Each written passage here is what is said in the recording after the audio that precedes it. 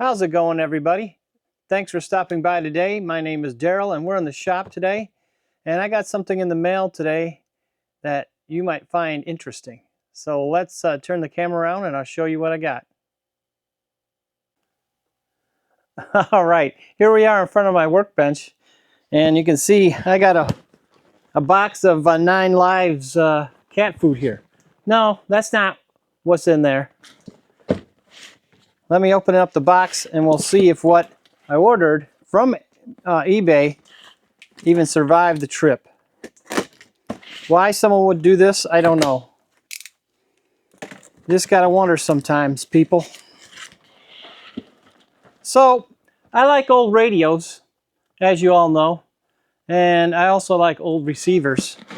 So I found this on eBay, and I wanted it, so I ordered it. Or I bought it. And let's get rid of that. Get rid of our 9 Lives box. So what I ordered was this. This is a Bearcat 4 scanner, and I ordered it, and because I have 2 of the Bearcat 3s, so I thought I'd order this one and clean it up and get an antenna on there and put some crystals in it and get it working again. So yeah, so it's not in bad shape. It actually seems like it made it through this trip. I don't know how. There's a little bit of chrome damage here. People, man, I tell you. So maybe I can clean this all up and make it look nice. It came with a power cord, no antenna, and the little grommet that goes around the antenna on the case here is missing.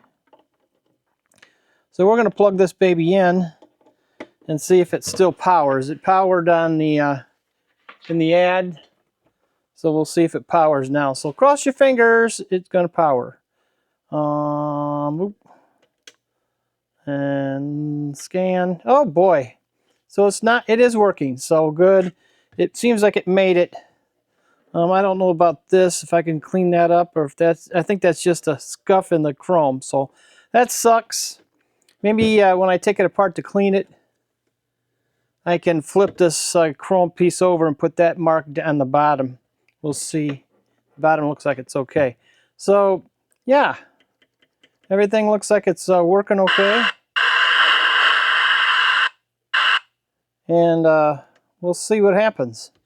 So yeah, so the first thing I want to do is take the cover off of it and check the insides of it. So let's do that.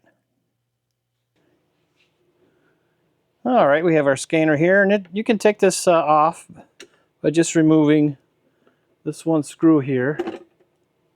And then the case slides open.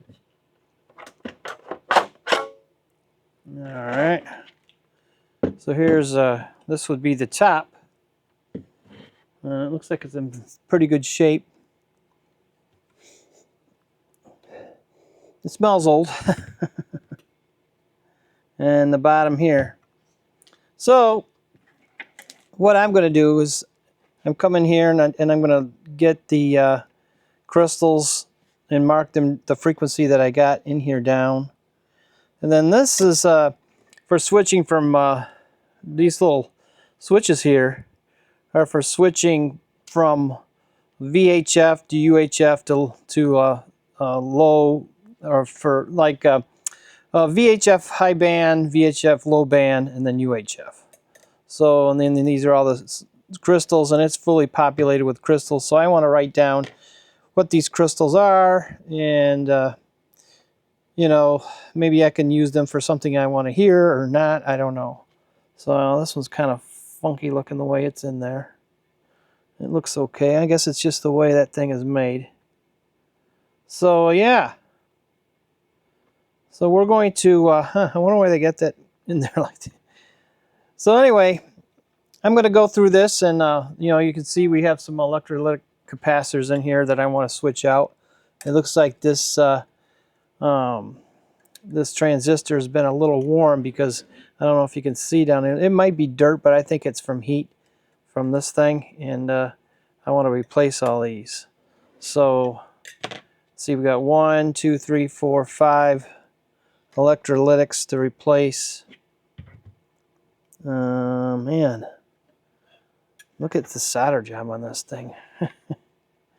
And some solder joints to clean up, I'm sure. So what I'll do is I go through all these solder joints.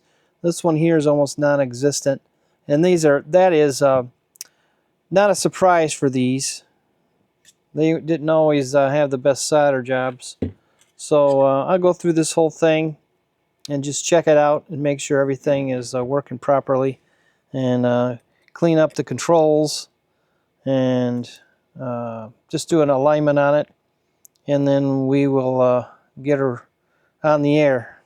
So I just bought one of the Bearcat 3s, and it actually had a frequency in, it actually had one of the crystals that was the frequency, or is the frequency, of our local sheriff's department. So that was pretty cool. So now I have 2 of the Bearcat 3s and this Bearcat 4.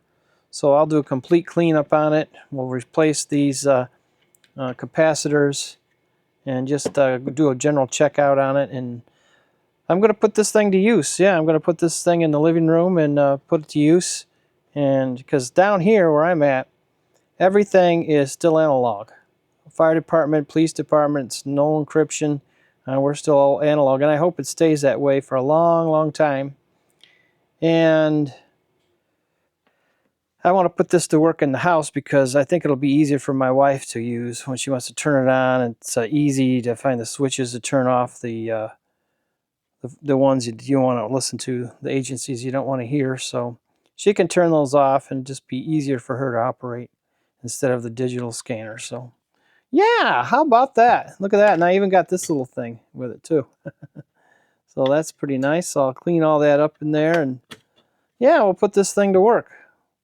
So I don't know, this came from the East Coast somewhere, and yeah, so this says manufacturing date on it. I don't know if you can see upside down, but it says August 1st of 1976.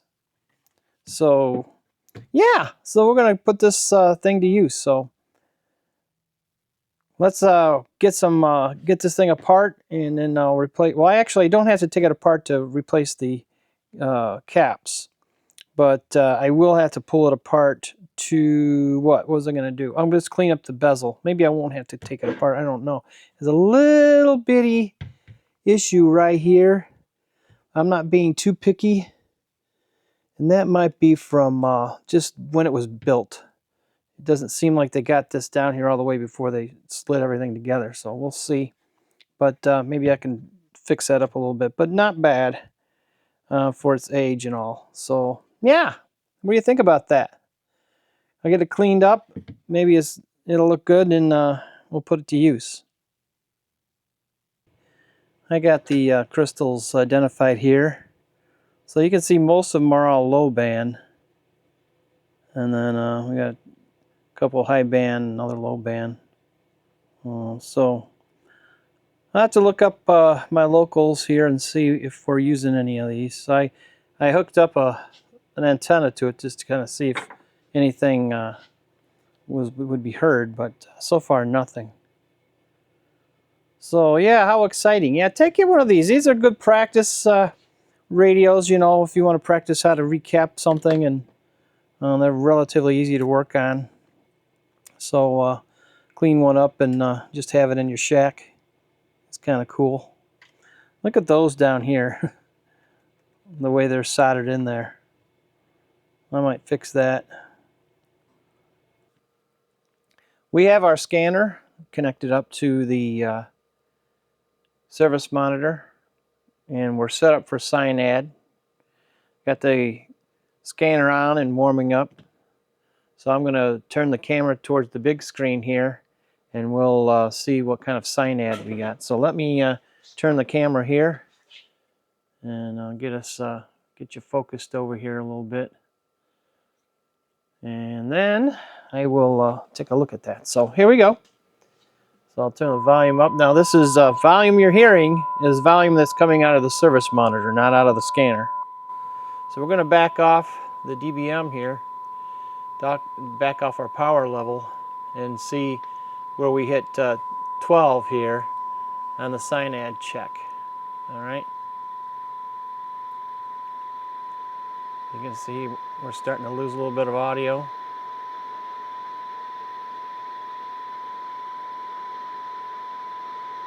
So not all that good. About right there. So about minus 86.2. So that's not all that great. And that's at a frequency here of 155.010. And that just happens to be our local sheriff's department frequency. So, all right, so that is our baseline, is minus 86. So we'll change out the caps, and then we'll come back again, and we'll do this check again and see if it made any difference at all. All right, I have the scanner cover taken off, and I have it under the digital microscope. And we're just going to look around on the board and see if we see anything amiss here. Oh, look at that. The first thing I found right here. Got a broken cap. Or a broken resistor, sorry. Yeah, how about that, huh? Okay. So we'll note that. How that got broken, I don't know. So we'll look around on the board here.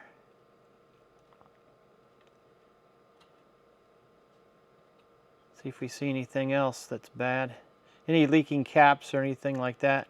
Any broken or cracked solder joints.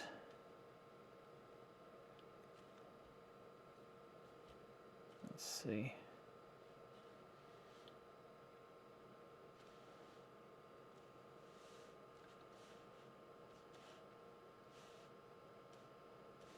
Everything looks good so far except for that resistor.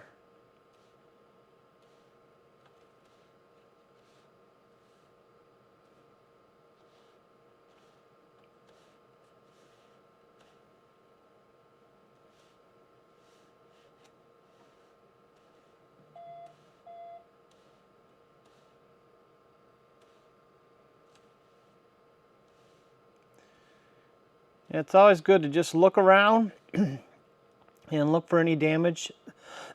Excuse me, I don't know, you don't know what the history of this stuff is. So it's a good idea to kind of look around and make sure everything is the way it's supposed to be. Let me flip it over here. Okay, now we're kind of looking for any cracked solder joints in here.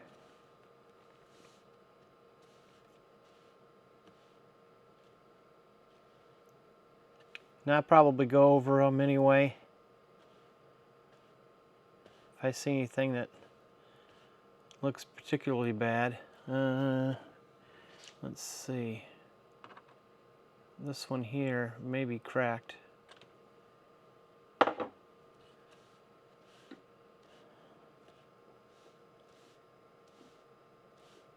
You don't have to spend a whole lot of time on it, but it's good to just go over everything and have a look. And fix whatever you find, I guess. Yeah. This one's not as bad as others that I've seen from this era. Yep. Looking pretty good. So why is that resistor cracked? I don't know. I don't know. Well, we'll replace that. All right. So besides the resistor, I don't see any other damage on it. Like I said, we'll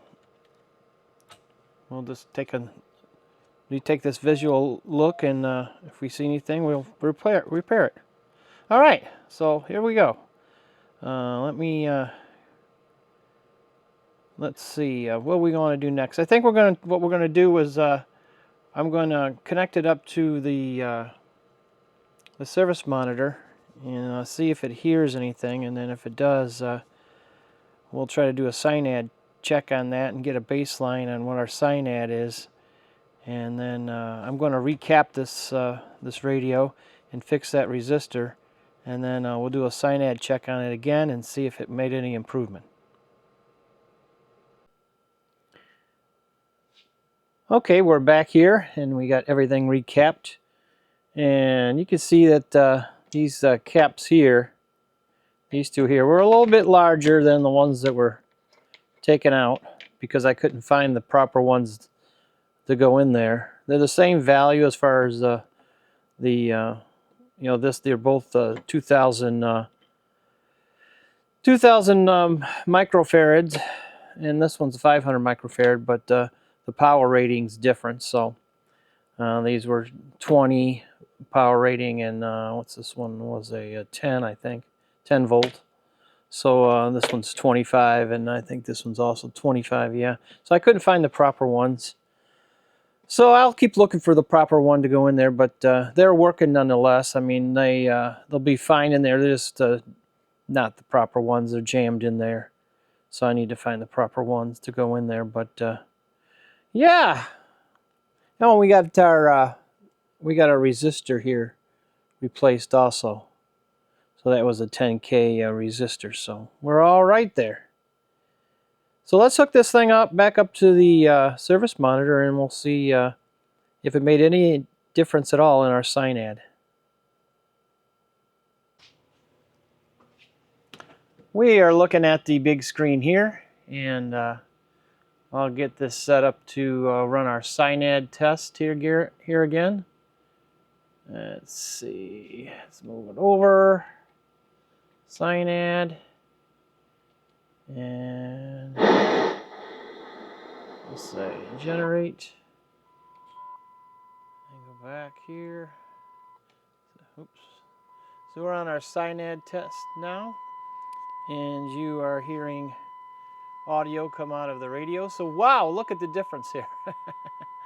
Big difference. So before we're at minus 82 dBm, and now I think we can crank it down some, and we'll move it down. Wow, what a difference.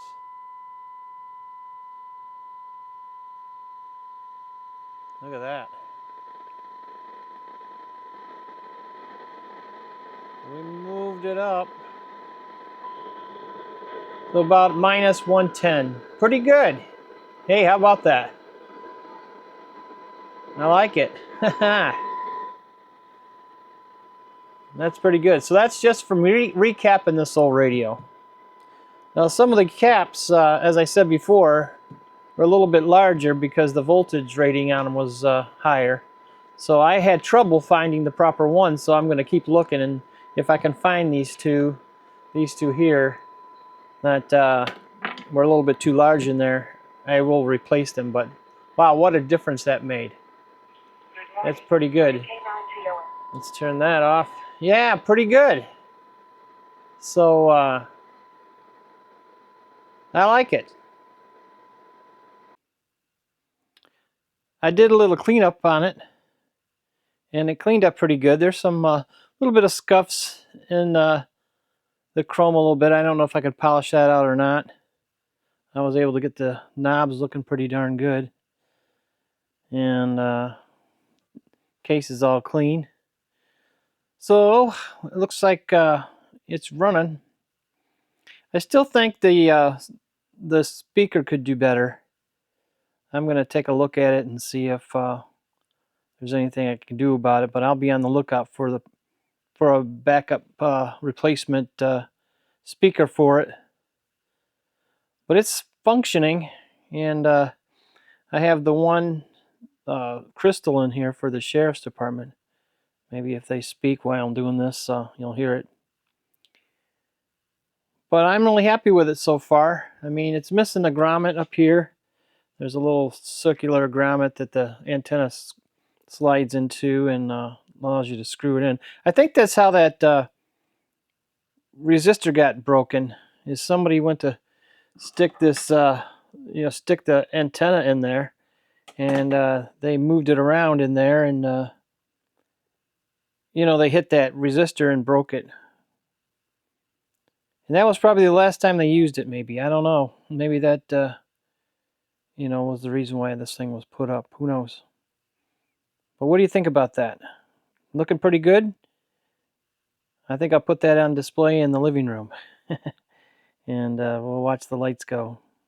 I'll have to get fill this up with all the local frequencies here. We're mostly all analog down here, so we don't have any digital real close by me. Well, I guess we do have some close by me, but nothing I want to listen to. Well, there you have it. Bearcat 4 working and going to be put on display. So I hope this was something of interest to you guys. I like working on this kind of stuff, old receivers and radios and things, as you know. So we'll get back on the MSF 5000 maybe for the next video. We got to kind of do the same thing for it. I got to finish up recapping that, and then build a cable to connect it to the SCOM controller. So we'll get on that next. But thanks for being here today, and if you like this kind of content, please like and subscribe and hit the bell notification, and you can be notified when I make another video. But I've been a little bit slow on making things. I've had a lot of work outside in the yard and the property to take care of, so it kind of put me behind a little bit making videos and doing this work here. So, but I got this thing going, and we'll put, like I said, I'll put it on display in the living room. It's kind of retro, so it'll be kind of cool. And we'll fill all these other memory locations up with relevant crystals from my area, and maybe I'll make another video when I get that done. Thanks for being here today, and I will catch you on the next one.